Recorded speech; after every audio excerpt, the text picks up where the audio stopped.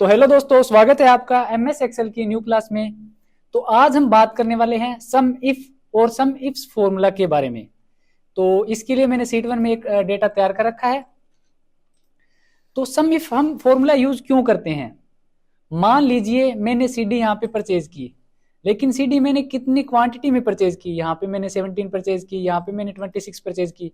तो मेरे पास टोटल मैंने सीडी कितनी परचेज की, अगर ये चीज हमें देखनी हो तो हम यहाँ पे सम इफ फॉर्मूला यूज करेंगे।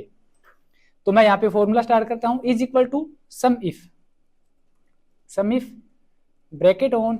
तो सबसे पहले हमसे रेंज मांग रखी है, तो रेंज हमारी होगी, हमें सीडी या डीवीडी देखनी है। तो वो सीडी या डीवीडी हमारी इस कॉलम के अंदर है, तो मैं इस कॉलम को सिलेक्ट करूंगा।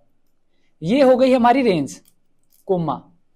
इस रेंज के अंदर से हमारा क्राइटेरिया क्या है, यानी हमें क्या चाहिए? हमें यहाँ पे सीडी या डीवीडी चाहिए या रैम या एसएसडी, क्योंकि ये इसमें 4 ही चीजें हैं हमारे पास। तो मैं इसके लिए एक सेल दे देता हूं क्राइटेरिया के लिए। मैंने आगे वाला ही सेल एज ए क्राइटेरिया दे दिया, कोमा। सम रेंज, हमें क्या चीज देखनी है, हमारा टारगेट क्या है? हमारा टारगेट है, हमें देखनी है क्वांटिटी। तो क्वांटिटी जिस भी कॉलम में है मैं उस कॉलम को सिलेक्ट करता हूं, ब्रैकेट ऑफ और इंटर। तो यहाँ पे 0 आंसर आया है। यहाँ पर मैंने सीडी इंसर्ट किया तो यहाँ पे हमारा आंसर आ गया 105, यानी कि हमने सीडी जितनी भी बार परचेज किया है, लेकिन हमारे पास क्वांटिटी कितनी है? 105। अगर मैं यहाँ पे डीवीडी लिखता हूं, हमने डीवीडी जितनी भी परचेज किया है उसका आंसर हमारे पास आ गया। अगर मैंने डीवीडी पे कितने रुपए इन्वेस्ट किए हैं, अगर वो मुझे देखना हो तो वो मैं कैसे देखूंगा? फॉर्मूला हमारा सम इफ ही रहेगा, is equal to sum if bracket on. Range same ही है क्योंकि मैं सीडी या डीवीडी ही देखनी है, तो रेंज हो गई हमारी ये, कोमा। क्राइटेरिया के लिए मैं एक सेल देता हूं, कोमा। रेंज वो होगी जहां पे हमारा टोटल किया हुआ है, तो टोटल हमारा जहां पे है उस रेंज को आप सिलेक्ट करते हैं, ब्रैकेट ऑफ और इंटर। अब मैं यहाँ पे डीवीडी लिखता हूँ इस सेल में, जो मेरा क्राइटेरिया है।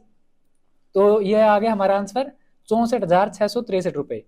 डीवीडी हमारे पास क्वांटिटी कितनी है? 124, और हमने रुपए कितने इन्वेस्ट किए हैं? 64,663 रुपए। अब हम बात करते हैं सम इफ्स फॉर्मूला के बारे में। सम इफ्स फॉर्मूला क्यों यूज करते हैं? सीडी डीवीडी हमारे पास कितनी मात्रा में है? 124। डीवीडी डेल की ही मेरे पास कितनी है? अगर वो चीज हमें देखनी हो, डीवीडी सोनी की या डीवीडी जेब्रोनिक की, क्योंकि हमारे पास 3 कंपनी है, अगर वो चीज देखनी हो तो उसके लिए हमारा फॉर्मूला होगा सम इफ्स। तो हम स्टार्ट करते हैं, फॉर्मूला हमारा is equal to sum ifs bracket on. तो सबसे पहले हमसे मांग रखा है सम रेंज, इसमें सम रेंज पहले मांग लिया। अब हमें क्वांटिटी देखनी है, तो वो होगी हमारी सम रेंज। तो क्वांटिटी वाली कॉलम को सिलेक्ट करता हूं, ये हो गई हमारी सम रेंज, कोमा। क्राइटेरिया रेंज 1 वही होगी हमारी जो सीडी थी, सीडी या डीवीडी देखनी है। सम रेंज ये हो गई हमारी, कोमा। क्राइटेरिया मैं कोई भी एक सेल लेता हूं, यानी कि इस रेंज के लिए मेरा क्राइटेरिया हो गया ये सेल, यानी सीडी डीवीडी, ये रैम या एसएसडी जो भी लिखना है मेरे को इस क्राइटेरिया के अंदर लिखना है, कोमा। रेंज 2 मैं कंपनी के अकॉर्डिंग देखना चाहता हूं, तो रेंज 2 मेरी हो जाएगी कंपनी, कोमा। और इस कंपनी वाली रेंज के लिए मेरा क्राइटेरिया होगा ये सेल, यानी कि डेल, सोनी या जेब्रोनिक लिखना है, वो मुझे इस सेल में ही लिखना है, J7 के अंदर, ब्रैकेट ऑफ और इंटर।